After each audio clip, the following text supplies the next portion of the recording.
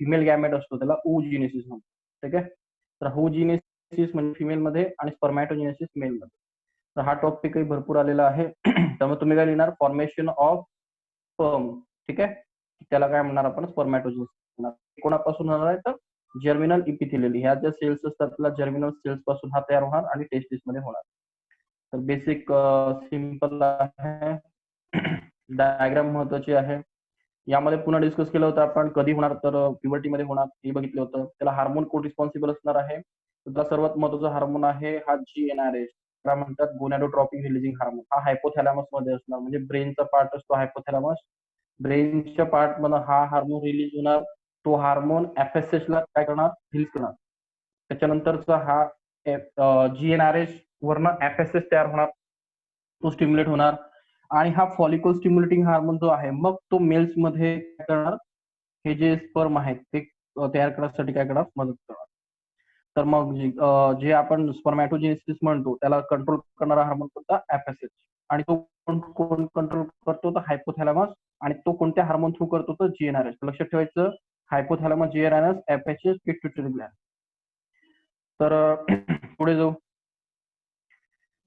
तर ही डायग्राम आहे पेपरमध्ये आलेली आहे. पुन्हा फोकस करू. याला जर्म सेल म्हणतात. ते 2n असते बॉडीची सेल असते. मायटोसिस होतं म्हणजे मल्टिप्लिकेशन होतं आणि त्यापासून स्पर्मॅटोगोनिया तयार होतं. याला आपण स्पर्मॅटोगोनिया म्हणतो. ठीक आहे. आता स्पर्मॅटोगोनिया हे सेम असतं फक्त इथे मल्टिप्लिकेशन झालेलं असतं. मल्टिप्लिकेशनला आपण मायटोसिस म्हणतो. ठीक आहे. तर लर्न करून घ्या. सेम सेल कॉपी होणं म्हणजे मायटोसिस होणं म्हणजे मल्टिप्लिकेशन. त्यानंतरची दुसरी फेज असते ग्रोथ होणं. तर मायटोसिस झालेल्या सेल्स असतात तर यांना स्पर्मॅटोगोनिया म्हणायचं. यांची ग्रोथ होते ते चांगल्या प्रकारे डेव्हलप होतात आणि त्यांना ग्रोथ वाढल्यानंतर त्यांना आपण प्रायमरी स्पर्मॅटोसाइट.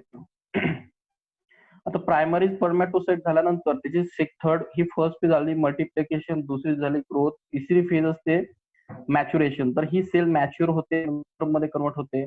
तर याच्यामध्ये सांगितलं होतं मी तुम्हाला की हे जे सेल्स असते जी ग्रोथ झालेली असते तिचं मिओसिस 1 होतं. तर मिओसिस सुरू होते इथे.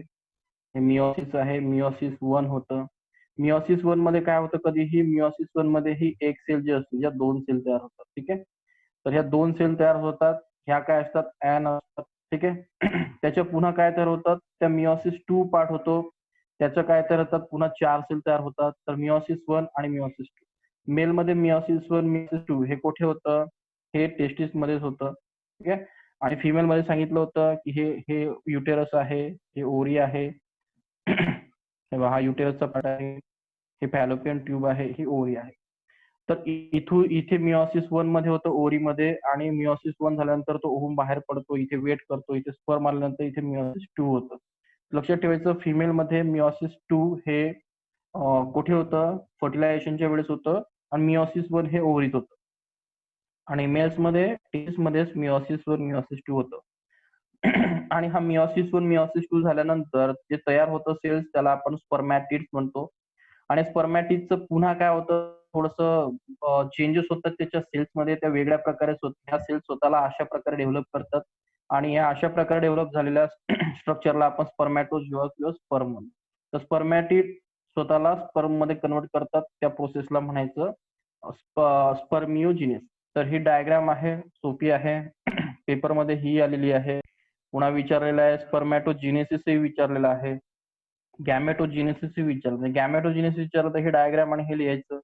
स्पर्मॅटोजेनेसिस झालं तर तेच लिहायचं. आणि थेरी तुम्हाला सांगितले मल्टिप्लिकेशन मध्ये काय होणार मल्टिप्लिकेशन मध्ये हे जे प्रायमरी सेल आहे ते प्रायमरी सेलचं काय होणार मल्टिप्लाय होणार. कोणती डिव्हिजन होणार मायटोटिक डिव्हिजन होणार आणि मायटोसिस होऊन काय होणार नंबर ऑफ हॅप्लॉइड सेल तयार होणार. लार्ज नंबरचे सेल तयार होणार. ग्रोथ मध्ये काय होणार ती जी सेल तयार झालेली आहे ती स्वतःला डेव्हलप करणार चांगल्या प्रकारे. अॅक्युमुलेशन ऑफ फूड वगैरे होणार त्या सेलमध्ये म्हणजे त्याच्यामध्ये न्यूट्रिशन वगैरे ऍब्सॉर्ब होणार सेलमध्ये आणि ते स्वतःला ग्रोथ करणार. तर डायग्राम काढा त्याच्यावरनं थोडं एक्सप्लेन करा. मॅच्युरेशन सांगितलं होतं. मॅच्युरेशन फेज मध्ये काय होणार तर तिचं मॅच्युरेशन मध्ये ऍक्च्युली मिओसिस होणार. तर मिओसिस लिहावं लागेल. मिओसिस मध्ये फेज 1 असतो की त्याच्यामध्ये त्याचं डेव्हलपमेंट होतं. फेज 2 जो असतो त्याच्यामध्ये त्याचं स्पर्मिओजिनेसिस होतं. तर मिओसिसच्या फेज 1 मध्ये मिओसिसचा जो पार्ट 1 असतो या मॅच्युरेशनचा त्या मिओसिस फर्स्ट होणार आणि मिओसिस सेकंड होणार. हे मिओसिस फर्स्ट होत आहे, हे मिओसिस सेकंड होत आहे. तर मिओसिस फर्स्ट मिओसिस सेकंड झाल्यानंतर काय तयार होणार, स्पर्मॅटिड तयार होणार, स्पर्मॅटिड तयार होणार आणि हे मिओसिस झाल्यानंतर जी सेल असेल त्याच्यामध्ये ती कशी असणार आहे, एन असणार. लक्षात ठेवायचं मिओसिस वर आणि मिओसिस 2 झाल्यानंतर सेल कशी होऊन जाणार, एन होऊन जाणार. आणि ते मागच्या फेजला ती ग्रोथ झालेली कशी होती, 2n होती. लक्षात ठेवायचं मिओसिसच्या आधी 2n असते आणि हे मॅच्युरेशन फेज मध्ये मिओसिस 1 मिओसिस 2 होईल ते काय होते, एन होते. आता ही एन आपल्याला हवी, या सेल्स अशा दिसते 4 सेल, ह्या एन आहे, मिओसिस 1 आणि मिओसिस 2 झालेले आहेत, यांना आपण स्पर्म म्हणत नाही. त्यासाठी अजून एक फेज व्हावं लागते, त्याला स्पर्मिओजेनेसिस म्हणतात. तर मॅच्युरेशनची 2 नंबरची फेज असते. तर ही सेल अशा प्रकारच्या स्ट्रक्चरने स्वतःला कन्व्हर्ट करते, हिला म्हणतात स्पर्मिओजेनेसिस. तर स्पर्मिओजेनेसिस म्हणजे त्याच्यामध्ये ती सेल स्वतःला डेव्हलप करते आणि स्पर्मॅटिड काय करतो आणि हे डेव्हलप करते आणि स्वतःला अरेंज करते. कुठे असे ते सेमिट्युब्युल मध्ये त्या पिरॅमिडच्या सेल्स होत्या, तिथे हे स्पर्म अशा प्रकारे काय करतात, तर अशा प्रकारे हे डेव्हलप होऊन या सर्टोली सेलला अटॅच करतात. तर अशा प्रकारे स्ट्रक्चर तयार होतात. नंतर हे स्पर्मिओजेनेसिस असतं, याच्यामध्ये महत्वाचं सांगितलं तुम्हाला की आता त्याच्यामध्ये आपण डायरेक्टली हेच बघू की स्पर्म काय असतं. म्हणजे ह्या स्पर्मिओजेनेसिस होणं म्हणजे नेमकं काय होणं, म्हणजे आता ही सेल आहे, या सेलचं अशा प्रकारे स्ट्रक्चर तयार होणं तर आपल्याला शिकायचं. तर आपण डायरेक्टली शिकणार स्पर्मचं स्ट्रक्चर, जे की एक्झाम मध्ये आलाय. काय असणार, ही जी सेल आहे अशा प्रकारे कन्वर्ट झाली त्याला स्पर्मिओजेनेसिस म्हणणार आपण. त्यात त्याचं हेड असणार, हा हेडचा रिजन आहे, हा नेक आहे, हा मिडल रिजन आहे आणि हा टेल रिजन आहे.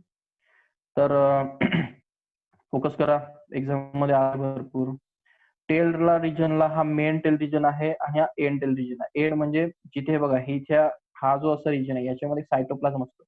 सायटोप्लाझम म्हणजे ही सेल असते आणि ही सेल असते आणि सेलचा बाहेर आलेला हा पोर्शन आहे. लक्षात येतं ना, ही एक सेल आहे आणि या सेलने काय केलं, त्यातनं असं एक पोर्शन बाहेर काढला, त्याला म्हणायचं हा टेल. त्यात लिक्विड असतो, परंतु जिथे लिक्विड संपतो, आता हे बघा टेल आहे, याच्यात काहीच नाहीये, फक्त ही बॉडी आहे. तर त्याला एंड पीस म्हणायचं, जिथे काहीच लिक्विड नसतं सेलमध्ये. ज्यात लिक्विड असतं आणि तो लांब पोर्शन त्याला आपण टेल म्हणतो. त्यानंतरचा मिडल बॉडी आहे. मिडल बॉडीमध्ये मायटोकॉन्ड्रिया असतात, त्याचं काम आहे स्पर्मला एनर्जी सप्लाय करणं आणि ह्या सेलचं काम आहे त्या एनर्जीला युज करून पुढे जाणं, म्हणजे मुवमेंट करणं. तर मुवमेंट करायचं काम हे टेल करतं, त्याला एनर्जी मायटोकॉन्ड्रिया सप्लाय करतं. आता महत्वाची गोष्ट नेक्स्ट आहे की इथे जे असतं ह्या नेक मध्ये काय बसलेलं असतं, प्रायमरी आणि सेकंडरी, काय प्रायमरी आणि डिस्टिल सेंट्रिओल बसलेलं. तर लक्षात ठेवायचं सेंट्रिओल हा मोठा कन्सेप्ट आहे, ज्याच्यामुळेच त्या फिमेल एग मध्ये काय होतं, मिओसिस 2 होतं. हा नीटने विचारलेला प्रश्न. तर नीट मध्ये विचारलं होतं की मिओसिस 2 ओव्हल मध्ये कुठे होतं. तर जेव्हा त्याला स्पर्म अटॅच करतो, त्यातले हे सेंट्रिओल्स त्या ओव्हल मध्ये जातात, तेव्हा तिथे मिओसिस 2 कम्प्लीट होतं. तर हे महत्वाचे आहेत मिओसिस 2 एगचं कम्प्लीट करण्यासाठी. नेक्स्ट आहे मध्ये न्यूक्लियस असतं. न्यूक्लियसच आपल्याला न्यायचं असतं, कारण एग मधलं न्यूक्लियस आणि हे स्पर्मचं न्यूक्लियस हे एन असतं, हे एन असतं, ते एकत्र येतात अशा प्रकारे आणि एकत्र आल्यानंतर ते 2n तयार होतं आणि 2n लाच आपण आपली झायगोट म्हणतो. ठीक आहे, हा झायगोट आहे, इथून नवीन बेबी फॉर्म होतो. तर ह्युमन म्हणजे 2n असतो आणि तो एन यासाठी केला जातो की 2 पॅरेंट कडनं न्यूक्लियस हाफ हाफ एकत्र आले पाहिजेत, म्हणून त्याला आपण हाफ करतो आणि पुन्हा ह्युमन म्हणून एकत्र करून घेतो आणि तो पुन्हा पुढची त्याची लाईफ कंटिन्यू करतो. तर हाफ कशासाठी करायचं आहे, तर पॅरेंट कडनं दोघांचे कॅरेक्टर हाफ हाफ त्यामध्ये आले पाहिजे, म्हणून आपण काय करतो, हे गॅमेट फॉर्म करतो किंवा स्पर्म तयार करण्याचं कारण हेच आहे की पॅरेंट कडनं जर 2n डायरेक्टली आलं इथे, तर 2n ला तर ह्युमनच म्हणतो ना आपण, तो तर मुलगाच असणार आहे. जर मदर कडनं 2n डायरेक्ट आलं तर तीही काय असणार, मुलगीच असणार. तर सिम्पल आहे की ह्या 2n जर एकत्र आले तर 4n तयार होईल आणि 4n हा ह्युमन नसतो. मग आपल्याला जर 2n आउटपुट पाहिजे आहे आणि आपल्याकडे 2n फिमेल आहे, 2n मेल आहे, तर आपल्याला आधी याचं n काढावं लागणार, याला हाफ करावं लागणार, यालाही हाफ करावं लागणार. ते n प्लस n काय होणार, 2n होणार आणि हा ह्युमन असणार. तर ह्युमन मध्ये लक्षात ठेवायचं, ह्युमनच्या सेलमध्ये कसं 2n असतं आणि हे गॅमेट्स एन असतात. का, कारण त्यांना एकत्र येऊन 2nच बनवायचं असतं. म्हणून हे सर्व मिओसिस होत असतं. मिओसिस म्हणजे काय, तर पॅरेंट कॅरेक्टर हाफ करणं, मदरचे कॅरेक्टर हाफ करणं, हाफ हाफ करून एक मुलगा तयार करणं, त्याला 2n करणं आणि तो मेल असतो, म्हणजे तो काय असतो, ह्युमन असतो. मग हे न्यूक्लियसच ऍक्च्युली का बनवलं गेलंय, या न्यूक्लियसला कुठे न्यायचं आहे, त्या एन मध्ये न्यायचं आहे. हा स्पर्म ही एनच असतो. म्हणजे नेण्यासाठी त्याला टेल लागणार, तर आपण टेल लावली, त्या टेलला एनर्जी लागणार म्हणून ते मायटोकॉन्ड्रिया लावले, एनर्जी सप्लाय करणार. आता हा एग आहे, त्याचं स्वतःचं वॉल आहे, ते वॉल ब्रेक करायचं त्याला, तर त्याच्या डोक्यावरती एक टूल बसवलेला आहे, त्याला एन्झाईम म्हणतात, त्याला अॅक्रोसोम म्हणतात. त्यात लिक्विड भरलेलं असतं. ते लिक्विड काय करतं, या वॉलला काय करतं, हा वॉल आहे याला ब्रेक करतं आणि तो स्पर्म काय करतो, हेड एंटर करतो. आणि हा एंटर केल्यानंतर हा न्यूक्लियस इथे फ्री होतो आणि तिथे एग मध्ये न्यूक्लियस असतो आणि मग ते काय होतात, फ्यूज होतात चांगल्या प्रकारे आणि तिथे एक सेल तयार होतं, त्याला आपण 2n किंवा झायगोट म्हणतो. तर अॅक्रोसोमचं काम असतं त्या एगचे वॉलला ब्रेक करून. अशा प्रकारचा हा काय असतो, स्पर्म असतो. तर कालही बघितलं होतं आपण, थोडंसं स्पेसिफिक बघू.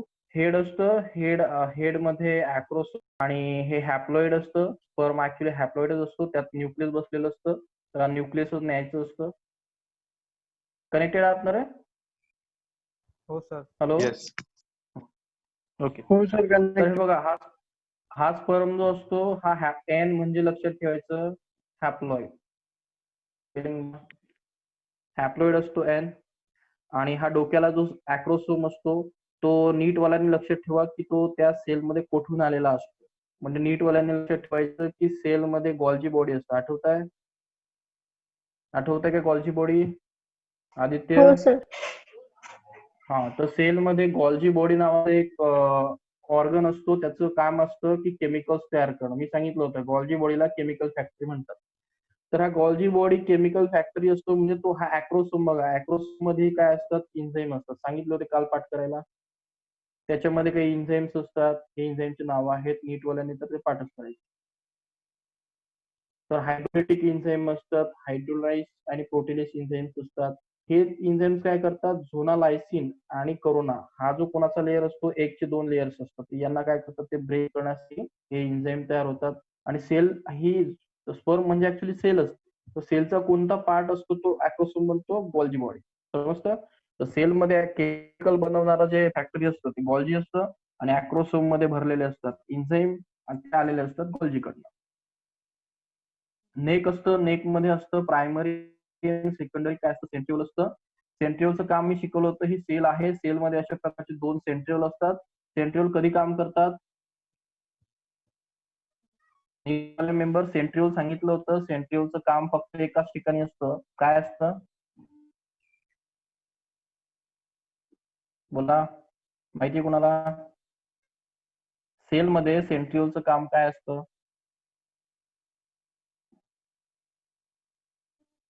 हॅलो. इम्पॉर्टंट नाही. अशा प्रकारे आपलं महत्वाचं पोर्शन झालेलं आहे, त्याचं नाव आहे स्पर्मॅटोजेनिसिस. काही का प्रश्न असेल तर विचार. महत्वाचे पॉईंट अंडरलाईन करायचे, प्रत्येक वर्ड टू वर्ड लक्षात ठेवण्याची आवश्यकता नाही. कोण डाऊट आहे इकडे? आदित्य मेडिकल आहे का? आदित्य आहे का? हो सर आहे. काही प्रॉब्लेम आहे का? चालू दे पुढे. हो सर चालेल. ओके. तर चला पुढे जाऊ.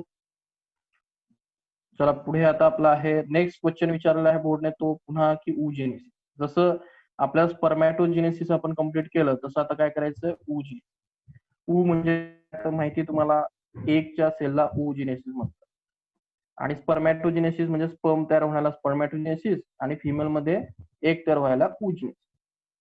तर मग आपण लिहिणार काय, तुम्हाला विचारलं oogenesis म्हणजे काय, तर तुम्ही डेफिनेशन लिहिणार the formation of haploid female gamete. Female gamete किंवा ओव्हम तयार होण्याच्या प्रोसेसला काय म्हणतो आपण, oogenesis म्हणतो. Is the formation of haploid female gamete or is the formation of egg ovum from काय, कोणापासून तयार होणार, इपिथेलियम. इथं पाठच करून जर्मिनल इपिथेलियम पासून ओव्हम किंवा फिमेल गॅमेट तयार होण्याच्या प्रोसेसला आपण oogenesis म्हणतो. याच्यामध्ये काय असतं, तेच असतं, मायटोसिस असतं आणि मिओसिस असतं, जसं फिमेल मध्ये असतं. तर डायरेक्ट बघू, या 3 स्टेजेस असतात. जशा तिकडे 3 स्टेजेस होत्या तसे याच्याही मल्टिप्लिकेशन, ग्रोथ आणि मॅच्युरेशन. हे बघा, दोघांशी कम्पेअर करायचं, मेल आणि फिमेल गॅमेटला तुम्ही जर कम्पेअर केलं तर मग तुम्हाला हे सोपं जाईल. कारण मेल मध्ये जशा 3 स्टेजेस असतात तशा फिमेल मध्ये 3 स्टेजेस. आता हे याच्यावरती मला वाटतं, मला जेवढं आठवत आहे, मी 4 लेक्चर फक्त तुम्हाला हे शिकवलं होतं की गुणिया वगैरे शिकवलं होतं आणि पुढे ते तुम्हाला सोपं जावं. हे बघा, आता हे जे आहे, ह्या ज्या सेल आहे, ह्या प्रायमरी, हे बघा प्री मॉडेल जर्मिनल सेल, ह्या जर्मिनल सेल आहे, ज्या की कुठे होत्या, मेल्समध्ये. जर्मिनल सेल म्हणजे काय, त्या टेस्टिस मधल्या किंवा ओरी मधल्या जर्मिनल सेल, त्याला इपिथिलियल सेल आहे आपण म्हणतो. मग त्यात पहिली काय होणार आहे, फेज मल्टिप्लिकेशन. मग शिकवलं मल्टिप्लिकेशन मायटोसिस. ह्या सेल एकमेकाला काय करतात, मल्टिप्लाय. मागच्या डायग्राम मध्ये ह्या डायग्राम मध्ये काही फरक नाही, फक्त तिथे स्पर्मॅटोगोनिया तयार होतो, इथे उगोनिया तयार होतो. आणि ही डायग्राम मी तुम्हाला त्या, हे बघा, अमेरिकन युनिव्हर्सिटीच्या त्या डायग्राम मध्ये दाखवली होती, उगोनिया उगोनिया. लक्षात ठेवायचं, मायटोसिस होतं, मल्टिप्लिकेशन, सॉरी, मायटोसिस होतं, मल्टिप्लिकेशन होतं, कॉपी होतं, त्यात काही चेंज होत नाही. आता भरपूर झालेले आहेत आणि तुम्हाला माहिती आहे की आता हे भरपूर झालेले आहेत, त्यातनं काही सेलची ग्रोथ होते, सांगितलं होतं, काही सेलची ग्रोथ होते, त्याला आपण प्रायमरी ओसाइट म्हणतो. तिथे मेल मध्ये काय म्हटलं होतं आपण, प्रायमरी परमॅटोसाइट. आता परमॅटो म्हणजे मेल साठी आणि ओसाइट फिमेल साठी, तर मला वाटतं हे तुम्हाला कळतं. आता इथून बघा, मी सांगितलं होतं की प्रायमरीचं काय होतं, मिओसिस 1 होतं. आता थोडं फिमेल सिस्टीम मध्ये घुसतोय आपण, तर थोडं वेगळं आहे. तर यांचं मिओसिस 1 होतं. मिओसिस 1 हे बघा इथे झालं, आणि मिओसिस 1 झालं म्हणजे एका सेलच्या 2 सेल तयार झाल्या. आणि एका सेलच्या 2 सेल झाल्यानंतर हे बघा, ही सेल मोठी आहे आणि ही सेल छोटी आहे. तर मेलमध्ये तसं नसतं, मेलमध्ये एक्झॅक्ट सारखे असतात बघा. मेलमध्ये एका सेलच्या 2 सेल, हे बघा इथे, हे हे प्रायमरी स्पर्मॅटोसाइट आहे, मग याच्या 2 एक्झॅक्ट सेल तयार झाल्या, बिलकुल काही डाऊट नाही. पण फिमेलमध्ये आणि त्या दोघांचे पुन्हा 4 सेल तयार झाल्यात आणि 4 स्पर्म तयार झाले. करेक्ट. इथे एकदम एक्झॅक्ट सेम आहे, म्हणजे तुम्ही असं टी डायग्रामही काढला, छोटा मुलगाही काढून टाकला डायग्राम, सिंपल आहे. पण फिमेल होत, फिमेल मध्ये काय होतं बघा, मिओसिस 1 होतं, आणि मिओसिस 1 झाल्यानंतर एक सेल चांगल्या प्रकारे डेव्हलप करते, त्याला ओसाइट म्हणतो आपण, जे की फिमेल्स मध्ये काय होते, मग अरेस्टेड होऊन जाते. म्हणजे मी सांगितलं होतं, प्युबर्टी पर्यंत अरेस्ट होऊन जाते. आणि तिथे पोलार बॉडी तयार होते. पोलार बॉडी आणि तिच्यामध्ये डिफरन्स असतो बघा, पोलार बॉडी छोटी असते आणि आपली ओसाइट मोठी असते. आणि पोलार बॉडी असते, त्या पोलार बॉडीचं काय होतं, पुन्हा पोलार बॉडीचं मिओसिस होतं आणि त्याचे पुन्हा पुढे 2 सेल्स तयार होतात, त्याला second polar body. Polar body 1 आणि पोलार बॉडी 2. आता पोलार बॉडी 1 पोलार बॉडी 2 होऊन काही फायदा नाही, त्या शेवटी डिस्ट्रॉय होतात. त्या काय होतात, डिस्ट्रॉय किंवा डिजनरेट होत, म्हणजे त्यांचा रिप्रोडक्शन मध्ये काही उपयोग होत नाही. तर हे फक्त लक्षात ठेवण्यासाठी. पुढे आहे, मग आता आपला फोकस कोणावरती आहे, ही एक चांगली डेव्हलप झाली आहे, तिला डेव्हलप करायचं, कारण आपल्याकडे एकच काय तयार होणार आहे, ओव्हूल तयार होणार आहे, जे की बाहेर पडणार आहे, ओव्हूल म्हणतो. मग आता हे जे सिस्टीम आहे, ही सिस्टीम काय होते, अरेस्ट होऊन जाते. अरेस्ट होऊन काय, तर प्युबर्टी पर्यंत अरेस्ट होऊन जाते. आणि मग मिओसिस, मिओसिस काय होते हे बघा, आता इथे बघा,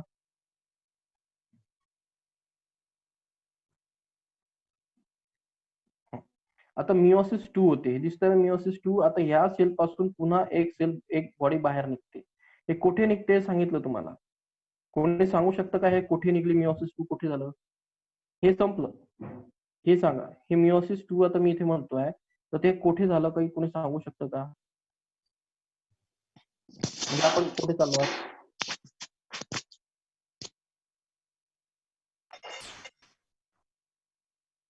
हॅलो, कोणाकडे काय आहे का, की सर मी जे म्हणतोय की सर मिओसिस 2 इथे झालं, म्हणजे आपण कुठे गप्पा करतोय, की काय गप्पा करतोय, सांगू शकता कुठे गप्पा चालल्या आहेत, हे लॉजिक.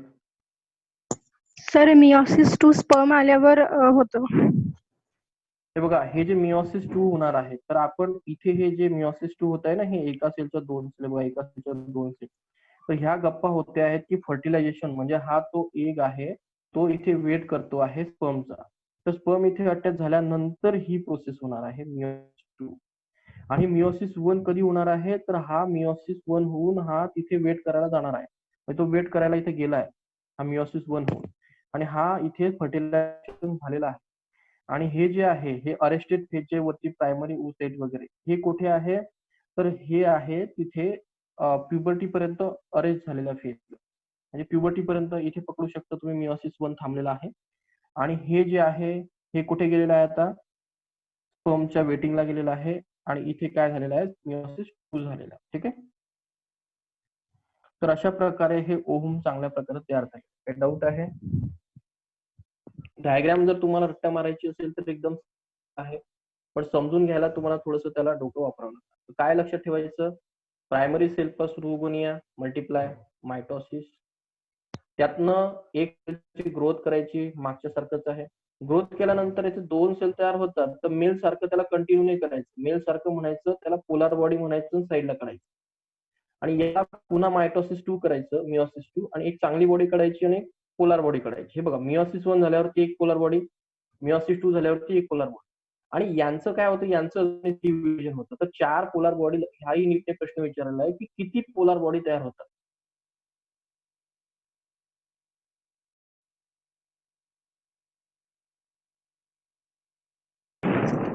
ठीक आहे. चला ठीक आहे. लक्षात ठेवा, नीटसाठीचा महत्त्वाचा प्रश्न की बोर्डसाठी जर तुम्ही असं लिहिणार, डायग्राम काढणार, बोर्डसाठी सिंपल आहे. डायग्राम काढा. डायग्राम मध्ये थांबा, लिहायला प्रॉब्लेम येतो. तर प्रायमरी सेल पासून मायटोसिस करा, त्याचं हे 1च्या 2, 2च्या 4 करा, त्याला ओगोनिया म्हणा. त्यानंतर एकाची ग्रोथ करा, त्यानंतर त्याचं ग्रोथ झाल्यानंतर मायटोसिस 1 करा, ते 2 तुकडे करा, एकाला बाहेर फेका. नंतर काय करा, मायटोसिस 2 करा. मायटोसिस 2 ला काय होतं की एकाचे पुन्हा 2 करा. आणि लक्षात ठेवा की हा जो पोलार बॉडी असतो त्याची 2 तयार होतात. मग अशा प्रकारे 4 तुमच्याकडे पोलार बॉडी तयार होतात आणि त्या डिस्ट्रॉय होतात. त्या काय होतात? डिस्ट्रॉय होतात. आणि एकच त्यातली काय होते, ग्रो करते आणि ओहम म्हणून डेव्हलप होते आणि मग पुढे फर्टिलायझेशन कम्प्लीट होते. ठीक आहे.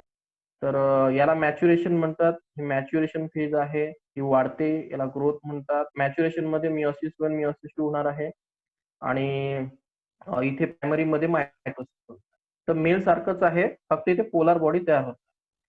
थोडं थेरॉटिकली बघू आता की काय होतं थेरॉटिकली. तर हे बघितलं आपण, स्पर्म इथे ओव्हल तयार होण्याच्या प्रोसेसला आपण काय म्हणतो, ओजेनेसिस म्हणतो. आणि त्यातल्या तुम्ही 3 स्टेप लिहायच्या, मल्टिप्लिकेशन, ग्रोथ आणि मॅच्युरेशन. तर फर्स्ट फेज आहे ती आहे मल्टिप्लिकेशन.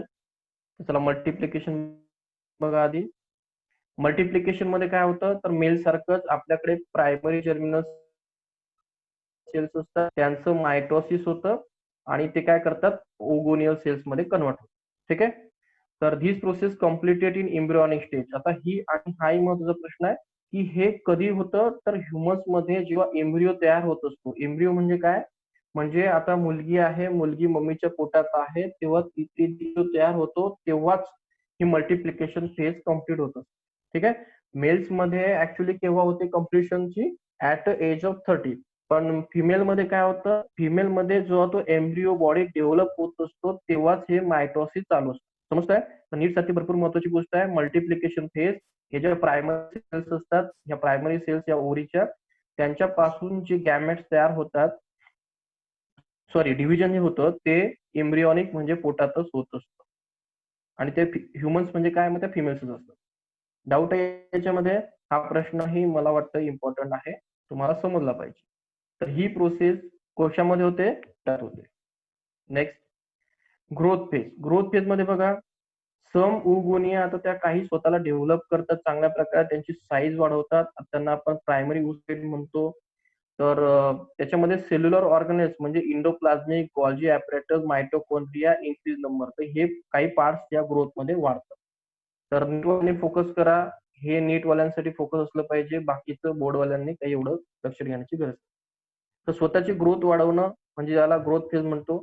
आणि नीटवाल्यांना लक्ष ठेवायचं काय काय वाढतं. पुढचं आहे मॅच्युरेशन फेज. आता महत्वाच्या फेज मध्ये आलो आपण. मॅच्युरेशन फेज मध्ये लक्षात ठेवायचं, oogenesis होतं, तिथे काय होतं की this process initiate prior to the birth of female baby. म्हणजे काय हे लक्षात ठेवा, oogenesis take place in ovaries.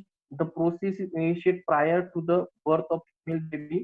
The primary oocyte enters into maturation stage, which include the meiotic division first and meiotic division 2.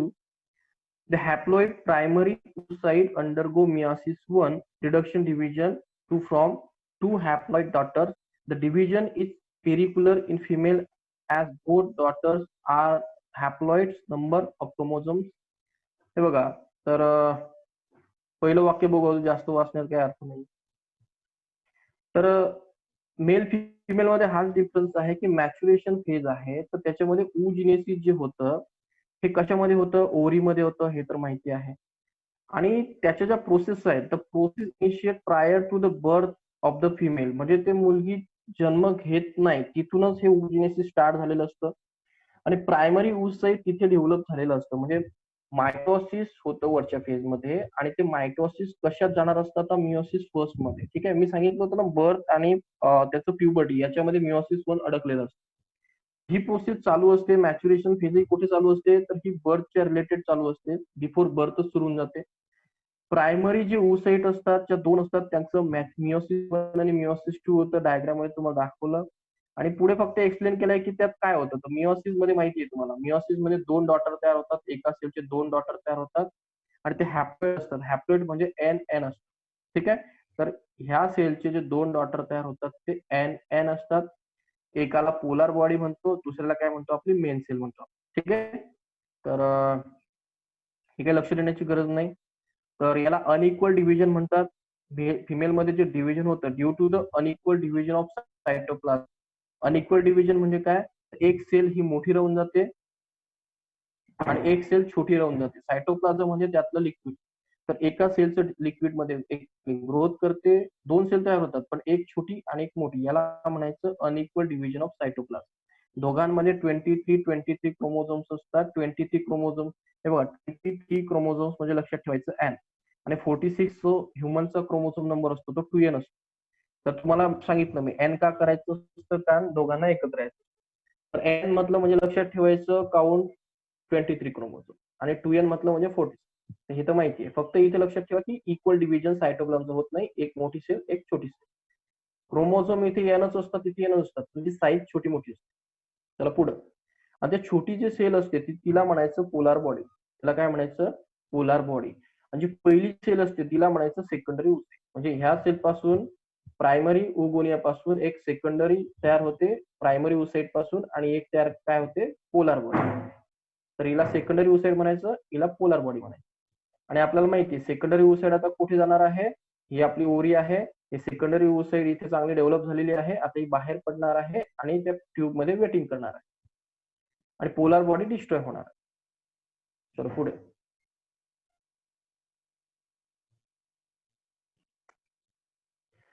तर normally the polar body bone does not enter into the polar body does not enter into meiosis 2 and the secondary oocyte produce into meiosis 2. आता secondary पुढे continue करते, meiosis 2 मध्ये जाते and only up to the metaphase 2. metaphase 2 पर्यंत ती stop होते. its division is further stop and arrested at this stage. तिची पुन्हा डिव्हिजन स्टॉप केली जाते, मेटाफेज 2 ला ती स्टॉप होते. The secondary oocyte shed on the Graafian follicle, म्हणजे ही ग्राफिन फॉलिकल म्हणून ती बाहेर पडते ओरीमधनं. हे बघा काय सांगतो मी, लक्षात ठेवा. हे जे मिओसिस 2 होतं हे पोलार बॉडीचं होत नाही, हे फक्त सेकंडरी oocyte होत. तिच्यामध्ये तिला अरेस्ट केलं जातं, थांबवलं जातं. कुठे, मिओसिस 2 च्या फेज 2 पर्यंत थांबवलं जातं. मिओसिस 2 पूर्ण कम्प्लीट होत नाही. मग सेकंडरी oocyte ग्राफिन फॉलिकल मधनं बाहेर पडते, आपल्याला माहिती आहे बाहेर पडते. आणि मग तिथून start and completion of meiosis 2 केव्हा होतं, तर हे रिस्टार्ट अँड रिकम्प्लिशन ऑफ मिओसिस 2 केव्हा होतं, जेव्हा तिथे एंट्री ऑफ स्पर्म होते. जे मिओसिस 2 स्टॉप झालेलं असतं ते कुठे कम्प्लीट होतं, स्पर्मच्या एंट्री नंतर. and this last phase is usually complete in ampulla of fallopian tube at the time of fertilization. तर हा fallopian tube होता, सांगितलं होतं.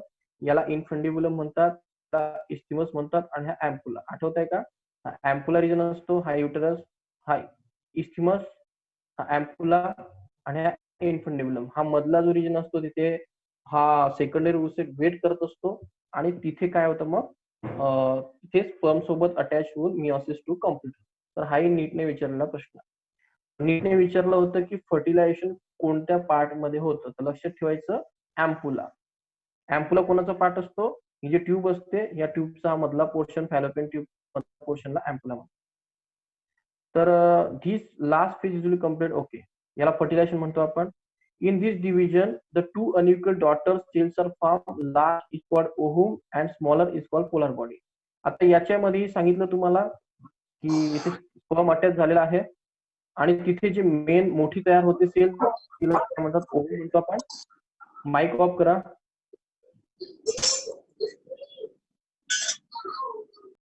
ऑफ फिमेल गॅमेट और ओव्हम कोड्याचं oogenesis ती स्टेप मध्ये होणार मल्टिप्लिकेशन, ग्रोथ आणि मॅच्युरेशन. नंतर तुम्ही डायग्राम काढणार. डायग्राम मध्ये काय काढणार तर पहिली तुमची फेज असणार ती असणार मल्टिप्लिकेशन, दुसरी ग्रोथ आणि तिसरी मॅच्युरेशन. तर मल्टिप्लिकेशन मध्ये मायटोसिस होणार आणि मॅच्युरेशन मध्ये meiosis first and meiosis second होणार. ठीक आहे. तर meiosis first, meiosis second same male female मध्ये. त्यानंतर तुम्ही प्रायमरी सेल घेणार, त्याचे 2 सेल तयार, हे 4 सेल दाखवावं लागतील म्हणजे आपल्याला मल्टिप्लाय झालं ते दाखवायचं. त्यानंतर ते एका सेलला डेव्हलप करायचं, प्रायमरी ओसाइट म्हणायचं. प्रायमरी ओसाइट झाल्यानंतर तिचं काय करायचं, मग तिचं प्रायमरी ओसाइटचं कन्व्हर्जन मिओसिस 1 नंतर कशामध्ये होतं तर सांगितलं होतं सेकंडरी ओसाइट मध्ये. ठीक आहे. प्रायमरीचं सेकंडरी केव्हा करायचं जेव्हा तिचं मिओसिस 1 होईल आणि सेकंडरीचं मिओसिस 1 झाल्यानंतर हा बाहेर पडतो आणि ह्या ओव्हरीमधनं बाहेर पडतो. ठीक आहे. बाहेर पडला की तो काय करतो ह्या ट्यूब मध्ये येतो आणि वेट करतो. मग तिथे काय होतं की आणि हे याचं मिओसिस 1 झाल्यानंतर ते बाहेर पडलेलं असेल पोलार बॉडी 1 म्हणायचं आणि ते डिस्ट्रॉय. लक्षात ठेवायचं की ह्या 2 सेल्स एक एक्झॅक्ट सेम तयार होत नाहीत.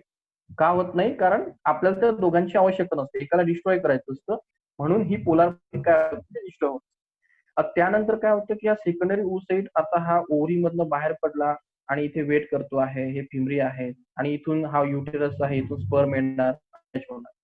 जेव्हा स्पर्म त्याला अटॅच होतो तेव्हा त्याचं मिओसिस 2 होतं. हे मिओसिस 2 होतं याचं, हा इथे आहे, त्याचं एक ओव्हम तयार होतं.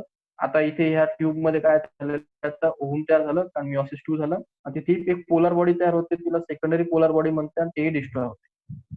मग आता हा स्पर्म अटॅच झाल्यानंतर हे बघा लक्ष द्या, हा जो असतो ही ट्यूब आहे, इथे हा वेट करतो आहे, अँपुलाचा रिजन आहे, इथे ओव्हरी आहे समजलं आणि युटेरस आहे, त्यामध्ये आपण बसलो. ही सेकंडरी oocyte इथे वेट करते आहे, तिचं मिओसिस 2 कम्प्लीट झालेलं नाहीये आणि तिचं मिओसिस 2 कम्प्लीट होण्यासाठी तिथे आता इथे स्पर्म एंटर करतो, हा इथे अटॅच करतो, त्याने तिथे अटॅच केलाय. तर तिथे अटॅच होताना तिथे आधी एंटर करतात आणि एंटर केल्यानंतर हा जो सेकंडरी oocyte असतो त्याचं ओव्हम तयार होतं. म्हणजे इथे ओव्हम तयार होतं. डायग्राम याचे फेज आणि दुसरा आयटम. तर तुमचे 3 प्रश्न आज तुम्हाला दिलेले आहेत, स्पर्मॅटोजेनेसिस, oogenesis आणि स्पर्मची डायग्राम. यात काही प्रश्न असेल तर विचार.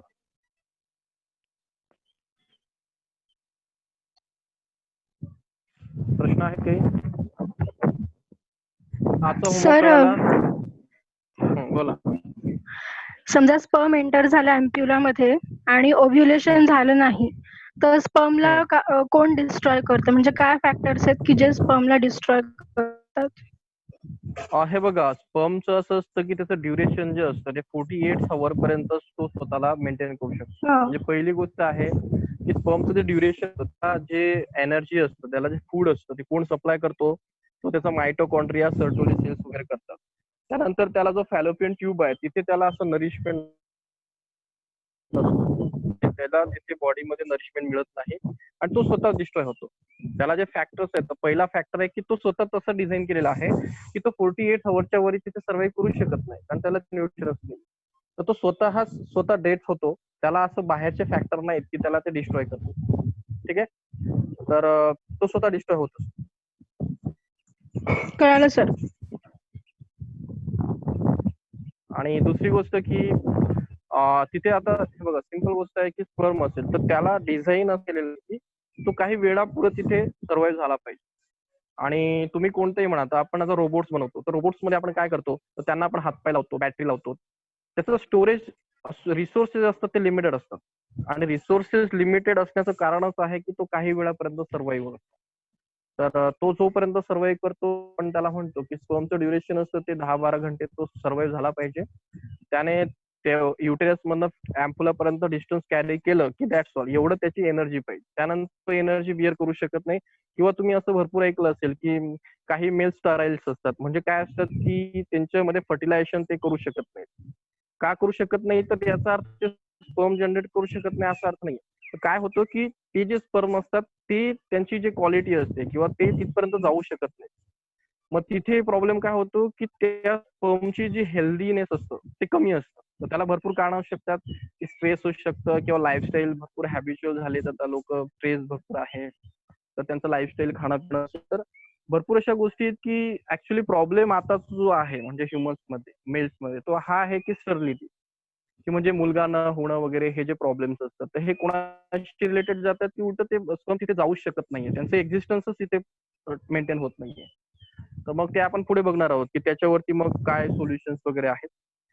तर लक्षात ठेवायचं की स्पर्मचं ऍक्च्युली जाणं आणि त्याने तेवढं त्याच्या स्ट्रेंथने जाणं आणि तो त्यातही देवाने सिस्टीम कशी बनवली की त्यातला जो स्ट्रॉंगर असेल तोच तिथपर्यंत जाऊ शकतो एम्पुलापर्यंत आणि पुढे पोहोचू शकतो.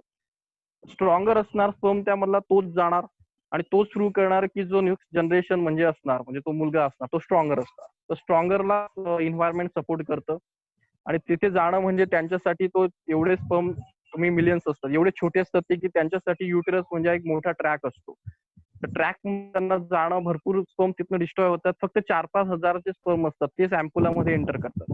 म्हणजे 40 मिलियन स्पर्म जनरेट होतात आणि अँपुलापर्यंत किती पोहोचतात? फक्त 4,000 पर्यंत. म्हणजे तुम्ही विचार करू शकता की किती डिस्ट्रॉय होतात मग 40 मिलियन स्पर्म फक्त 4,000 तिथे अँपुलापर्यंत जातात आणि त्याही काहीच आहे ते चांगल्या प्रकारे तिथे एकला फर्टिलाइज करण्याचा प्रयत्न करतात. तर यावरनं तुम्हाला कळालं असेल की तिथे त्यांचं डिस्ट्रॉय चालू असतं आणि ते यासाठीच असतं की 40 मिलियन्स किती तिथे जावेत आणि भरपूर डिस्ट्रॉय झाले तरी कोणीतरी तिथे पोहोचावं. तर ऑलरेडी त्यांना सर्व्हायव्हल करणं हाच मोठा प्रॉब्लेम आहे रिप्रोडक्शन मध्ये. तर अजून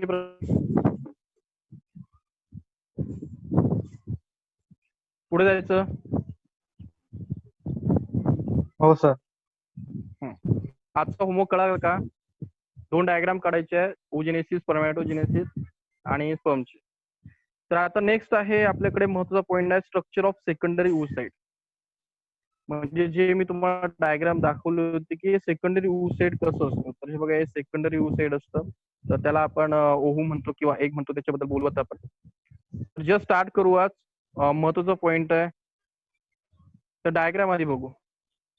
चला, डायग्राम मध्ये काय काय दिसतंय बघा. याला अनफर्टिलाइज एग किंवा ओहू म्हणतो आपण. तर त्याच्या बाहेर काय आहे बघा, तुम्हाला सांगितलं होतं की जो स्पर्म असतो त्याच्या हेडला काय असतं, अॅक्रोसोम असतं.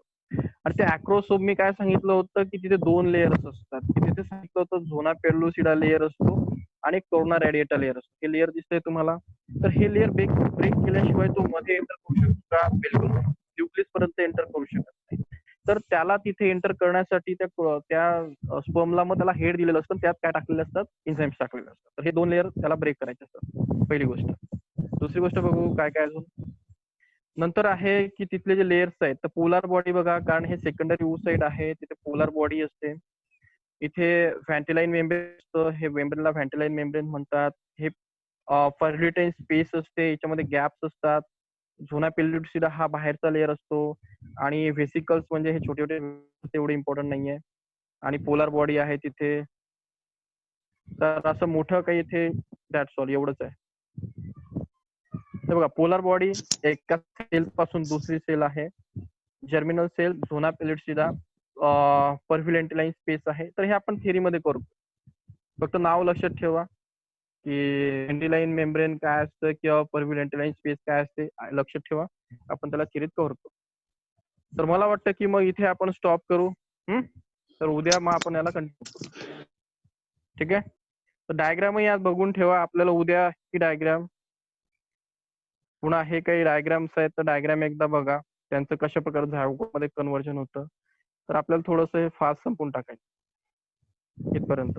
इम्ब्रियॉनिक डेव्हलपमेंट पर्यंत आपण उद्या कम्प्लीट करण्याचा प्रयत्न करू. ठीक आहे. हॅलो. हो सर. तर होमवर्क मला आणि होमवर्क मला 4-5 लोकांनीच पाठवलं.